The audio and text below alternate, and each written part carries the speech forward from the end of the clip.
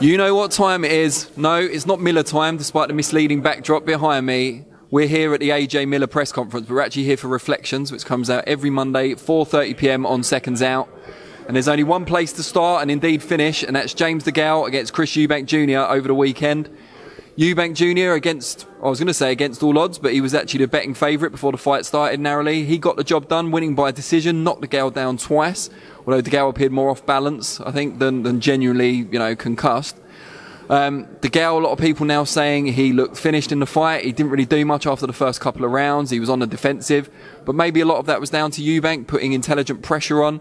He forced DeGale to lead a lot in the first few rounds and then counter-punched effectively, which was a bit of a surprise and a good tactical manoeuvre from him. New head coach Nate Vasquez. We were impressed with his corner work. He knew when to keep Eubank calm. He knew when to G him up before the championship rounds to make sure of the victory. Even when Eubank lost his cool towards the end with DeGale's holding, which was consistent, which was quite often, he gave him what WWE fans would recognise as a classic Arn Anderson spine buster, maybe in tribute to Anderson being laid off recently by the big entity in Stanford. But regardless of his reasons behind it, he lost a point for it, got back to the corner. Nate Vasquez soon had him under normal composure once again. So credit to Vasquez, credit to Eubank for finally fulfilling his potential. He's come up short in the big fights before, against Billy Joe Saunders notably, and George Groves, who we spoke to earlier today about the fight. You can see that on SecondsOut a bit later.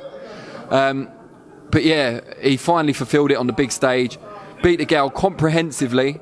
I've spoken to DeGale briefly since, obviously I know him relatively well. He seems to be edging towards retirement. It's not up to me to make the announcement for him, so let's see what he decides.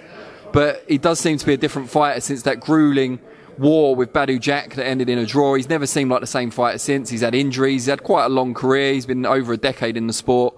He's invested his money well. His parents have looked after his money very well for him. He's got a tight family. There's things he can do after boxing. So if he does decide to call it a day, and I would recommend it, and I've told him so, if he does decide to call it a day, then I think the future's bright for him. He's someone who needs something to occupy his time. I think he'll find that. I think he'd make a great pundit, for example. He's got a lot of personality. He's very engaging.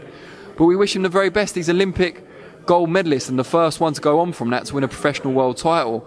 He had a lot of big fights on the road. He was successful. He won his world title back after losing it, even when arguably past his prime. I think in 10 years or so we'll appreciate James DeGale a lot more than people do now. He's had a lot of criticism, a lot of it unwarranted. Really great guy away from the cameras and even sometimes in front of the cameras. Nice guy. Wish him the very best. But for Eubank, he's the one that we can look to the future with now. He's still only 29.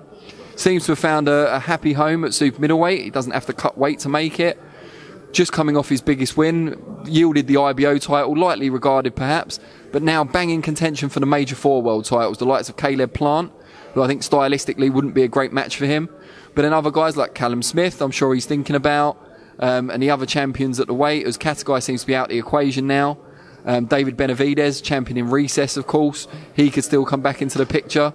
But then we saw later that night after Eubank DeGale, we saw Avni Yildirim losing narrowly to Anthony Dirrell for the vacant title, the vacant WBC super middleweight title. And I think style-wise, Eubank's already beaten Yildirim, of course, but style-wise, I think Dirrell could be quite good for him. So let's see what happens there. Maybe that could be made, Dirrell Eubank.